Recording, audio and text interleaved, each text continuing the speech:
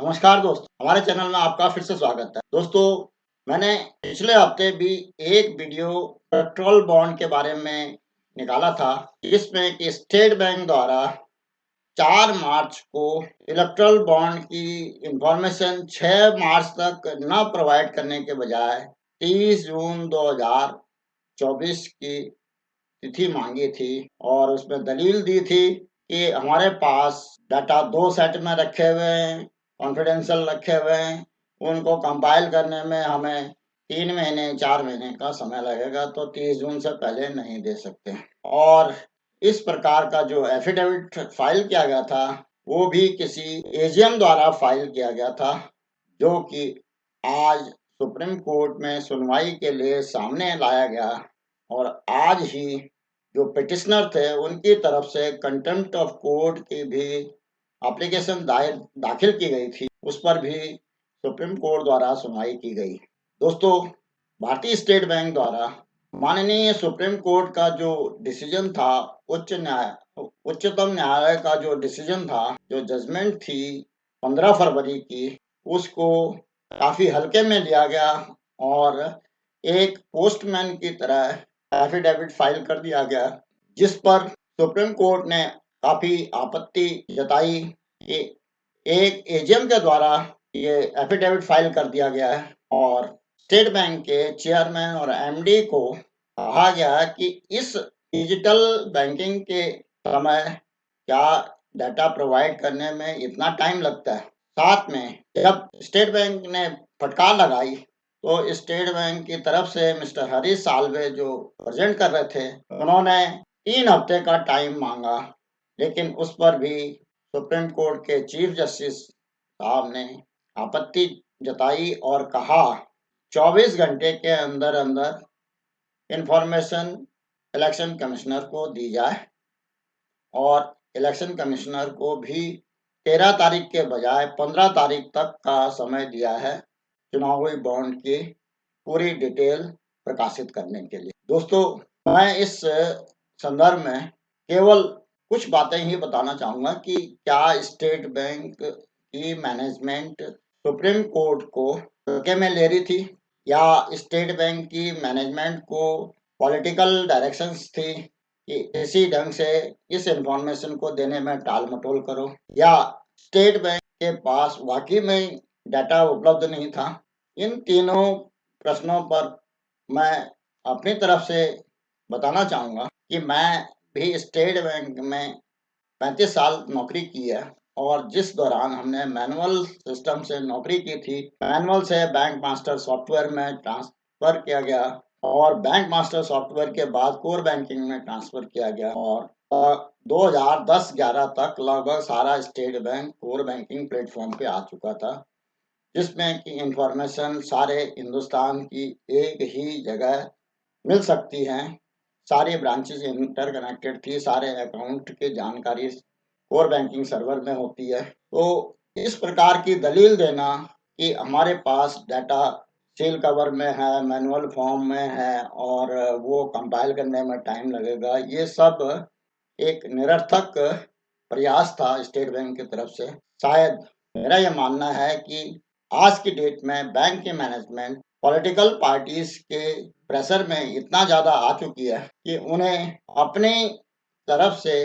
अपने विवेक का उपयोग करने का कोई समय नहीं है या वो अपना विवेक इस्तेमाल करना ही नहीं चाहते। जो एक लैंडमार्क जजमेंट थी 15 फरवरी की, जिसमें कि पॉलिटिकल पार्टी और इंडियन डेमोक्रेसी को पूरी तरह से सुधार करने के लिए प्रयास किया गया था सुप्रीम कोर्ट की तरफ से, उसमें स्टेट बैंक अपनी तरफ से थोड़ा अटकलें लगा रहा था। मेरा ये मानना है कि स्टेट बैंक की मैनेजमेंट की जो दलील थी, वो कहीं ना कहीं पॉलिटिकल पार्टीज के प्रेशर में आकर के ही ये एफिडेविट फाइल कर दिया गया था, जो कि आज सुप्रीम कोर्ट ने पूरी तरह से खारिज कर दिया और स्टेट बैंक को कहा गया है कि आप जो भी इंफॉर्मेशन हमने कहा है वो कल तक 24 घंटे के अंदर अंदर फाइल कर दें इलेक्शन कमीशन के ऑफिस में। अब मुझे ये लगता है कि सारी इंफॉर्मेशन कल तक स्टेट बैंक फाइल कर देगा। साथ में स्टेट बैंक की तरफ से जो सुप्रीम कोर्ट में एडवोकेट हैं, उन्होंने ये दलील दी, डाटा कंपाइल करने के लिए 2 सेट पड़े हुए हैं, उनको कंपाइल करना है। सुप्रीम कोर्ट ने उसको खारिज कर दिया। सुप्रीम कोर्ट ने कहा कि आपको केवल ये इन्फॉर्मेशन मांगी गई है कि किसने पॉलिटिकल पार्टीज को चंदा दिया, किस पार्टी को दिया, उस पार्टी का नाम, और उस पार्टी ने कितने दिन बाद उस इलेक्टोरल बॉन्ड को इनकैश कराया। ये 3-4 इन्फॉर्मेशन है जो कि कोर बैंकिंग में डेट ऑफ ट्रांजेक्शन होती है, ट्रेडिशन में ये सारी डिटेल होती है। तो स्टेट बैंक को इस प्रकार की प्ली लेना एक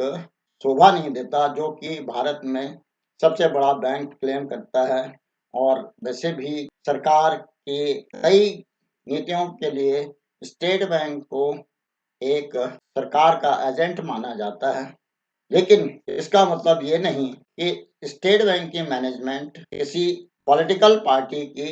का एजेंट बन करके ही रह जाए। दोस्तों, इसके उलट स्टेट बैंक की मैनेजमेंट जब कभी भी देखा जाए तो स्टाफ मैटर्स के जो केसेस होते हैं उनको लटकाने की कोशिश करते हैं, और कोर्ट भी मजबूर होकर के उन केसेस कोई डिसीजन नहीं दे सकती जब तक कि कोर्ट में इंस्टीट्यूशंस अपने डिले टैक्टिस अप्लाई करते रहते हैं। इसी प्रकार से कई एम्प्लॉइज के जो कोर्ट केसेस होते हैं वो भी कई सालों तक कोर्ट में इसलिए चलते हैं कि स्टेट बैंक अपने इंस्टीट्यूशनल पावर को इस्तेमाल करता है, अपने फाइनेंशियल पावर को इस्तेमाल करके बड़े से बड़े वकील को हायर कर देता है और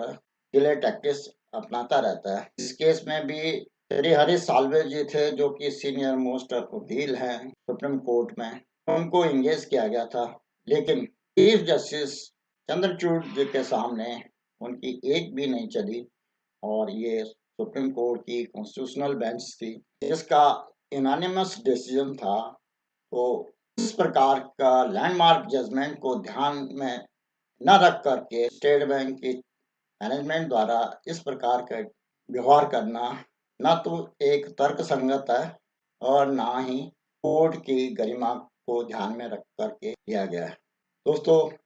मुझे ये उम्मीद है कि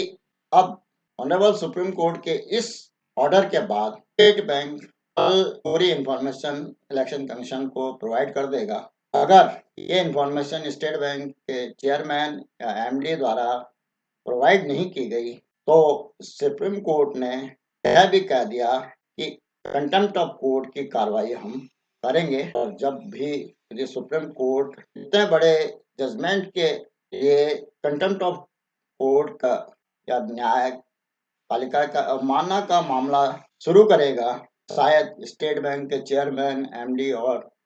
बाकी मैनेजमेंट के लोगों को भी घरे में खड़ा करेगा, और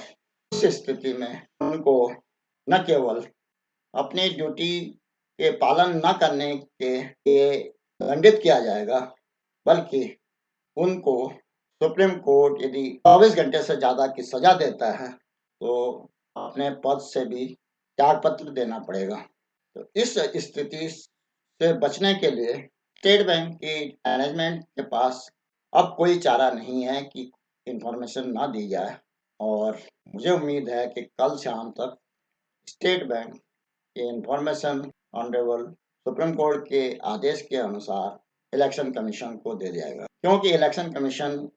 जैसे ही ये इंफॉर्मेशन मिलेगी उनको 15 तारीख को इसको पब्लिश करने के लिए कहा गया है, और जैसे ही ये डाटा पब्लिश होंगे उसके बाद वोटर्स के सामने अपना निर्णय लेने का समय होगा चुनाव के दौरान। दोस्तों, ये बैंकिंग से रिलेटेड और स्टेट बैंक का एक कार्य प्रणाली से संबंधित ये मामला था। तो मैं इस वीडियो को